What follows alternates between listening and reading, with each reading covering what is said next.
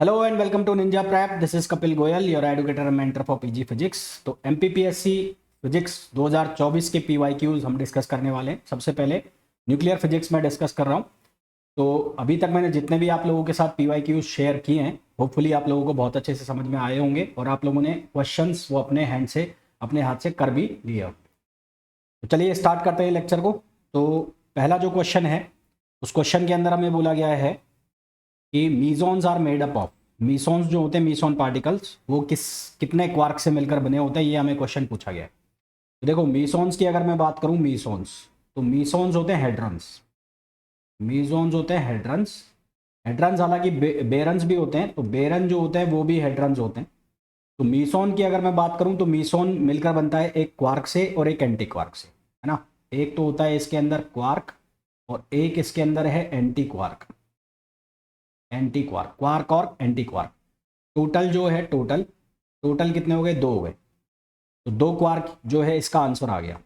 वहीं अगर आपसे बेरन का पूछ लिया जाए, बेरन का, तो बेरन जो है वो तीन क्वार्क से मिलकर बना होता है। ठीक है, बेरन का अगर आपसे पूछ लिया जाए तो वो तीन क्वार्क से मिलकर बना होता है। दोनों ही जो मीजोन है चाहे बेरन है, ये क्या होते हैं? ये हेड्रन्स होते हैं। अब इसमें एक क्वेश्चन ये भी बन सकता है कि जो हेड्रन है उसमें कौन सा इंट्रैक्शन होता है? तो बेरन्स में स्ट्रॉन्ग इंट्रैक्शन होता है। ठीक है, बेरन में स्ट्रॉन्ग, सॉरी हेड्रन में स्ट्रॉन्ग इंट्रैक्शन होता है, जबकि लेप्टन में भी आपसे कई बार पूछ लिया जाता है तो लेप्टन में वीक इंट्रैक्शन होता है। फिर यहाँ पर कई बार आपसे पूछा जाता है कि जो डिके होता है मीजॉन्स का वो किसके थ्रू होता है? तो वो वीक इलेक्ट्रोमैग्नेटिक के थ्रू उसका डिके होता है। तो ये बहुत सारे क्वेश्चन बनते हैं। फिलहाल जो ये क्वेश्चन हमें पूछा गया है मीजॉन्स वाला, तो उसमें आप आंसर लगा देंगे 2 क्वार्क। नेक्स्ट क्वेश्चन पे आ जाओ। Which particle are exchange in strong interaction? तो सबसे पहले दिया है फोटोन। तो फोटोन का जो इंट्रैक्शन होता है वो होता है इलेक्ट्रोमैग्नेटिक इंट्रैक्शन। ये जो इंट्रैक्शन है ये कौन सा होता है? इलेक्ट्रोमैग्नेटिक इंट्रैक्शन, अगर हम फोटोन की बात करें। फिर ग्रेविटोन की अगर हम बात करें तो ये ग्रेविटेशनल इंट्रैक्शन होता है, ग्रेविटेशनल। तो इस ग्रेविटेशनल इंट्रैक्शन में जो पार्टिकल्स पार्ट लेते हैं उनको हम ग्रेविटेशनल इंट्रैक्शन कहते हैं। फोनोन जो होते हैं वो होते हैं बोसोन्स। फोनोन जो हैं वो बोसोन्स होते हैं। और बोसोन जो हैं वो, उनका जो इंट्रैक्शन होगा वो स्ट्रॉन्ग इंट्रैक्शन तो नहीं होगा, और हमें पूछा है स्ट्रॉन्ग इंट्रैक्शन। तो ग्लूकोन नहीं है, ग्लूओन है, ग्लूओन और मीजोन्स। तो ग्लूओन्स और मीजोन्स जो हैं उनका जो इंट्रैक्शन होता है वो कौन सा होता है? Strong interaction. ठीक है, तो यहाँ जो स्ट्रॉन्ग इंट्रैक्शन में पार्टिसिपेट कर रहे हैं वो कौन कर रहे हैं? Strong interaction. और जबकि मीसोन का जो डिके है मैंने आपको बताया वो किसके थ्रू होता है? इलेक्ट्रोमैग्नेटिक वीक इंट्रैक्शन के थ्रू इसका डिके होता है। ठीक, तो हमारे पास जो इस क्वेश्चन का आंसर है वो आ जाएगा, कौन सा आंसर? डी आ जाएगा। नेक्स्ट क्वेश्चन पे आ जाइए। हमें पूछा है कि ये जो हमें एक न्यूक्लियर रिएक्शन दी है, क्या ये पॉसिबल है या नहीं है, फॉरबिडन है या नहीं है? तो पहली इक्वेशन जो है उसमें लिखा है मुओन प्लस, यानी कि एंटी मुओन है ये, और ये एंटी इलेक्ट्रॉन है प्लस गामा। तो यहाँ पर अगर लेप्टॉन नंबर के लिए चेक करो तो इसका लेप्टॉन नंबर आएगा -1, इसका लेप्टॉन नंबर -1। तो यहाँ पर डेल्टा एल बराबर क्या हो गया? 0 हो गया। फिर अगर आप चेक करो बेरन के लिए, तो बेरन नंबर इसका 0, इसका 0, तो इसका जो बेरन नंबर है वो भी क्या हो गया? 0 हो गया। फिर आप इसका स्पिन चेक करो तो यहाँ स्पिन हाफ आएगा, यहाँ स्पिन हाफ आएगा, और यहाँ स्पिन आएगा इसका 1। तो यहाँ पर स्पिन कंजर्वेशन नहीं हुआ, और स्पिन कंजर्वेशन नहीं हुआ तो यहाँ पर क्या आ जाएगा? यहाँ पर एंगुलर मोमेंटम कंजर्व नहीं होगा। तो angular momentum is not conserve, angular momentum is not conserved. तो एंगुलर मोमेंटम कंजर्व नहीं होगा तो इसलिए फॉरबिडन हो जाएगा। तो ये जो है ये रिएक्शन फॉरबिडन हो गई, यानी कि अलाउड नहीं है। दूसरी वाली चेक कर लो, तो दूसरी वाली में लिखा है म्यू माइनस, यहाँ पर हो जाएगा ई प्लस, ये हो गया ई माइनस और ये हो गया ई प्लस। तो इसका लेप्टॉन चेक करो तो यहाँ आएगा 1, यहाँ पर -1, यहाँ पर 1 और यहाँ पर -1। तो अगर आप इसका लेप्टॉन नंबर चेक करोगे तो lepton is not equals to 0 आ रहा है इसका। तो ये कंजर्व नहीं हुआ, है ना। तो लेप्टॉन ही यहाँ पर बराबर नहीं हो रहा है, तो ये लेप्टॉन नंबर ही अगर कंजर्व नहीं हुआ तो ये जो है कंजर्व नहीं होगी। तो कंजर्व नहीं होगी तो neither, none of these are correct. तो ये भी फॉरबिडन हो जाएगी, तो ये भी क्या हो जाएगी? फॉरबिडन। तो ये भी फॉरबिडन हो गई। तो फर्स्ट भी इनकरेक्ट, सेकंड भी इनकरेक्ट, तो none of these are correct. तो आंसर हमारे पास कौन सा आ जाएगा? डी आ जाएगा। नेक्स्ट क्वेश्चन पे आ जाइए। According to liquid drop model, contribution of Coulomb energy.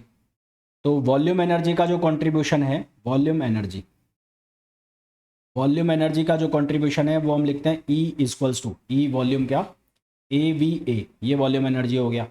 इसी तरह से सरफेस एनर्जी के लिए हम लिखें सरफेस एनर्जी, तो सरफेस एनर्जी में जो कंट्रीब्यूशन है ES प्रोपोर्शनल टू A⁻2/3, ये सरफेस एनर्जी हो गया। कूलम एनर्जी की अगर बात करो, कूलम एनर्जी, तो कूलम एनर्जी EC को हम लिखते हैं किससे, -AC या A3 Z² upon A⁻1/3, A⁻1/3, ये स्मॉल a आएगा, ये स्मॉल ए, तो ये आएगा स्मॉल ए। तो यहाँ इससे कंपेयर कर लो, देखो Z² बनना चाहिए, यहाँ बन रहा है, ये तो कट हो गया और ये वाला ऑप्शन भी कट हो गया।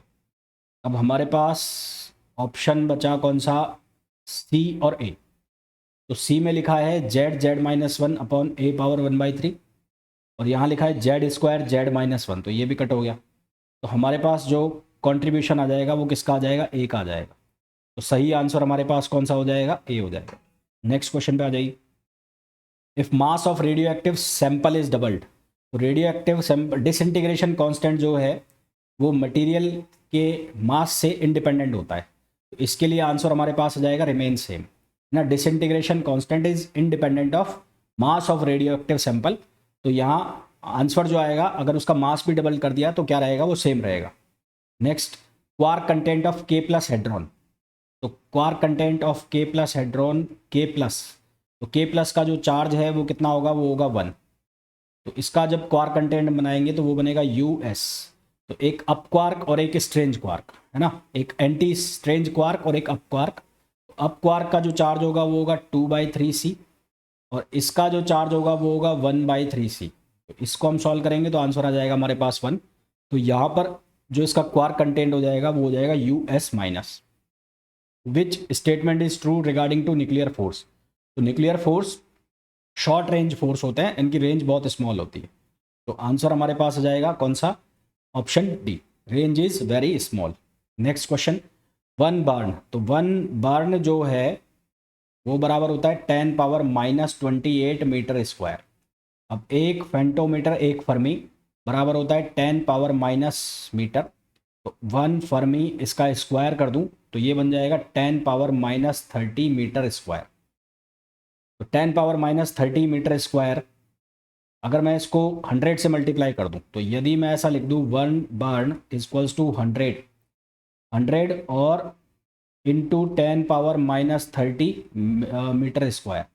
तो 10⁻⁻30 स्क्वायर को आप लिख सकते हैं फेंटोमीटर स्क्वायर। तो ये हो जाएगा क्या, यहाँ से ये बन जाएगा 10⁻1 फेंटोमीटर बन जाएगा। तो ये बन जाएगा 100 फेंटोमीटर, ये बन जाएगा।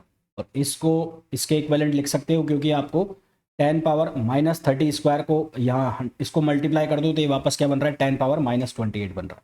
तो हमारे पास क्या आ जाएगा, ऑप्शन डी इसका करेक्ट आंसर आ जाएगा। नेक्स्ट क्वेश्चन पे आ जाओ। Neutron decays into a proton with the emission of electron, तो न्यूट्रॉन का डिके हो रहा है प्रोटॉन में, इलेक्ट्रॉन जो है इसमें बाहर निकल रहा है, तो +1 आ गया यहाँ पर, तो ये +1 आ गया यहाँ। तो ये वाला जो एमिशन है तो यहाँ पर क्या निकलेगा, एंटी न्यूट्रिनो, ये हो गया एंटी न्यूट्रिनो, एंटी न्यूट्रिनो। तो न्यूट्रॉन जब प्रोटॉन में चेंज हो रहा है तो इसको हम बोलते हैं β- डिके, इसको β- डिके। वहीं अगर β+ डिके हमें पूछा जाता β+ डिके, तो β+ डिके में क्या होता है, प्रोटॉन चेंज होता है किसमें, न्यूट्रॉन में। और यहाँ पर प्रोटॉन जब न्यूट्रॉन में चेंज होता तो यहाँ पर बाहर क्या निकलता है, यहाँ पर निकलता E+, और ये क्या आता न्यूट्रिनो, यहाँ पर E- करो, यहाँ पर क्या आएगा E-, तो ये आता न्यूट्रिनो। फिलहाल हमें क्या पूछा है, हमें पूछा है न्यूट्रॉन डिके हो रहा है प्रोटॉन में, तो इसका 1 से इंक्रीज हो रहा है, प्रोटॉन नंबर 1 से इंक्रीज हो रहा है, तो ये जो डिके है इसमें एंटी न्यूट्रिनो बाहर आएगा। तो हमारे पास सही आंसर इसका क्या आ जाएगा, बी आ जाएगा। Next question, which statement is correct about alpha decay, तो अल्फा डिके जब होगा, अल्फा डिके, तो अल्फा डिके का मतलब है 2He4, तो जो मास नंबर है वो 4 से डिके हो कम होगा, तो mass number reduced by 4, mass number reduce by 4, जबकि जो एटॉमिक नंबर है वो 2 से रिड्यूस होगा, एटॉमिक नंबर बाय 2, तो एटॉमिक नंबर बाय 2 से रिड्यूस होगा। और मास नंबर 4 से रिड्यूस होगा। तो हमारे पास इसका आंसर आ जाएगा सी।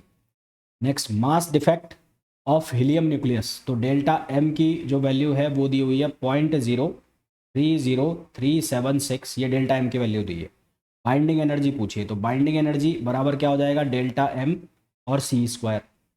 तो ये डेल्टा एम AMU में दिया हुआ है, तो इसको कन्वर्ट करना है हमें मेगा इलेक्ट्रॉन वोल्ट में। तो हम क्या करेंगे, 0.03037 को हम मल्टीप्लाई कर देंगे 931.75 से, ये कन्वर्ट हो जाएगा मेगा इलेक्ट्रॉन वोल्ट में। तो आंसर हमारे पास आ जाएगा 28.29 मेगा इलेक्ट्रॉन वोल्ट, जिसको हम लमसम लिख सकते हैं 28.30 मेगा इलेक्ट्रॉन वोल्ट। तो आंसर हमारे पास आ जाएगा कौन सा, ऑप्शन बी। नेक्स्ट क्वेश्चन पे आ जाइए। Condition of secular equilibrium. Secular equilibrium क्या होता है, जहां पर जो पेरेंट न्यूक्लियाई की रेडियो एक्टिविटी है वो डॉटर न्यूक्लियाई की रेडियो एक्टिविटी के बराबर हो जाती है, तो उसको हम कहते हैं सिक्यूलर इक्विलिब्रियम। तो वो कंडीशन क्या होती है, λ1 n1 equals to λ2 n2। Next पे आ जाइए। The mass of certain radioactive sample is 16 ग्राम, the mass left after m half lifes. तो फॉर्मूला लगा दो, m/m0 1/2, ये हो जाएगा T/T हाफ। तो m ओवर ये कितना ग्राम है, 16 ग्राम है, ये 1/2, T कितना हो गया 5T हाफ, और ये T हाफ, तो T हाफ से T हाफ कैंसिल हो गया, तो m/16, ये कितना बन जाएगा 1/32। तो यहाँ से m की वैल्यू आ गई 1/2 आवर्स। तो 1/2 आवर्स का मतलब हो गया कितना, 30 मिनट्स। तो आंसर हमारे पास कितना आ जाएगा, नहीं एक मिनट, आंसर आवर्स में कहाँ से लिख रहा हूँ, 1/2 का मतलब हो गया 0.5 ग्राम, तो ये कितना हो गया 0.5 ग्राम। आंसर हमारे पास आ गया, सेकंड आ गया। नेक्स्ट, हमें एक न्यूक्लियस दिया है, न्यूक्लियस है 242 Pu, और ये है 94। इसका डिसइंटीग्रेशन होकर ये बन रहा है 82 और Pb और 206। तो पहले यहाँ का डिफरेंस चेक कर लो। तो 242 में 206 को आपने माइनस किया, तो ये बचेगा 6, ये 3। अब ये 36 को हम डिवाइड कर दें 4 से, तो 9 आ गया, यानी कि 9 अल्फा पार्टिकल्स रिड्यूस हो गए, 9 अल्फा पार्टिकल्स।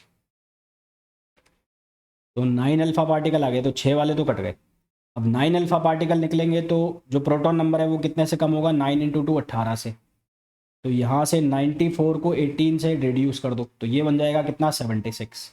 अब ये हो गया 82, तो 82 का मतलब है प्लस 6 जोड़ दो इसमें, तो ये हो गया 82। तो बीटा पार्टिकल कितने हो जाएंगे, 6, तो 6 बीटा पार्टिकल्स। तो 9 alpha particles and 6 beta particles, तो आंसर आ जाएगा हमारे पास सेकंड। नेक्स्ट, खत्म ही होगा।